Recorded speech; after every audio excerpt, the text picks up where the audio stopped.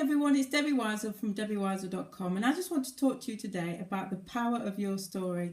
Now, I was at an event at the weekend and it just got me thinking when I heard all the people on stage, listening to their stories, sharing their stories about their struggles and their past and how they overcome some of the struggles and, their journey basically. And it just got me to thinking about how, as people, we can connect and help each other out by just sharing our stories with each other. And it just got me wondering whether people actually realise that they've got a story in them too and how much it can help other people. Of course, people talk about how telling your story is a great thing to do in business, telling people how you started, how you got into it and what you've been doing in your business, how well you've been doing, etc. But of course, it can be so much more than that.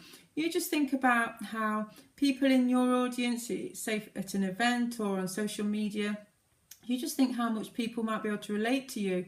Especially if you talk with passion and from the heart, if they've been through the same struggles as you or in the same situation as you.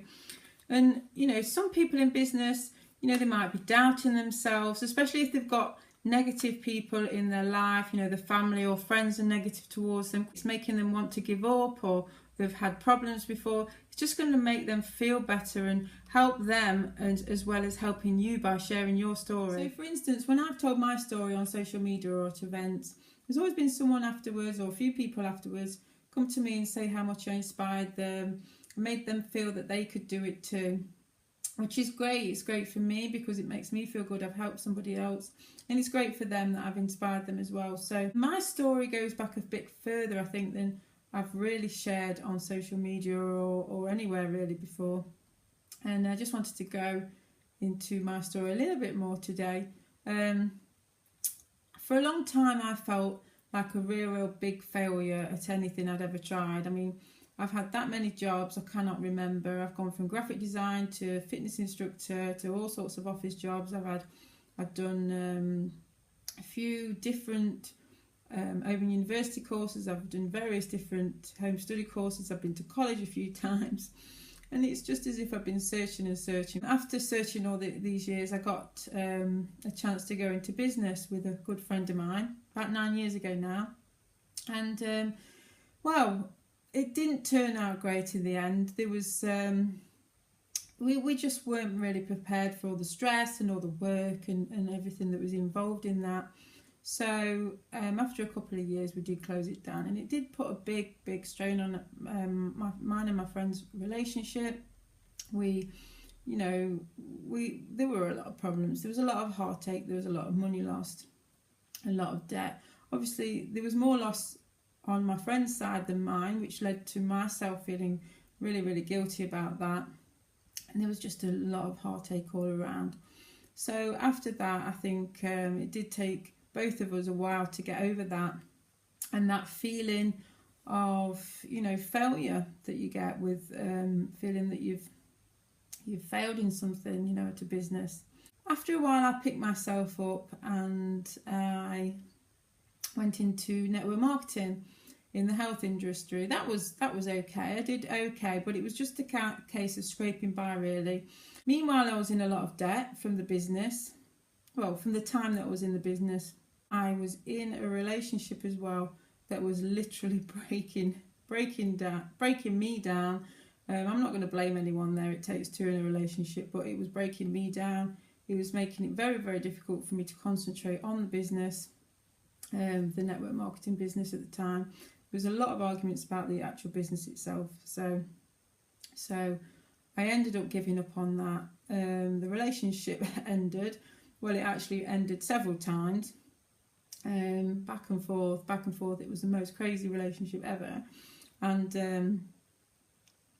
it led to me moving house about 5 times in 2 years, which was a very stressful time really.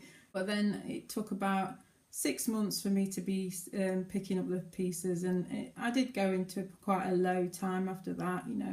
I was quite depressed and I was quite low. And so after all those career and business failures, I just felt like I didn't want to work for myself anymore. I just felt I wasn't cut out for it, and quite frankly I just wanted something with a lot less stress.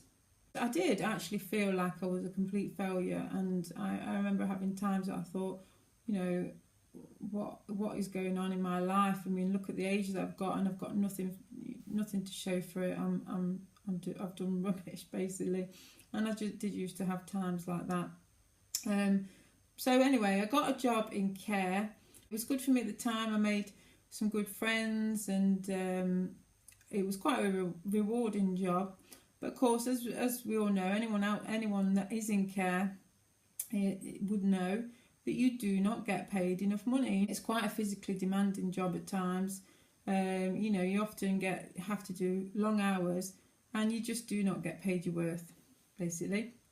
But anyway, I did leave care, but I didn't leave because I didn't like it. I left to have my daughter, who's 2 now. So I don't want to go into too much detail there, but needless to say, my daughter's dad isn't around, and he's never actually even met her, which I'm not bitter about. Actually, I never even really think about it. The only time I think about it is for my daughter's sake. It is what it is. It's the situation that I'm in, and I just get on with it, really. But I'm not going to pretend it is easy living on my own as a single mum, because it's not.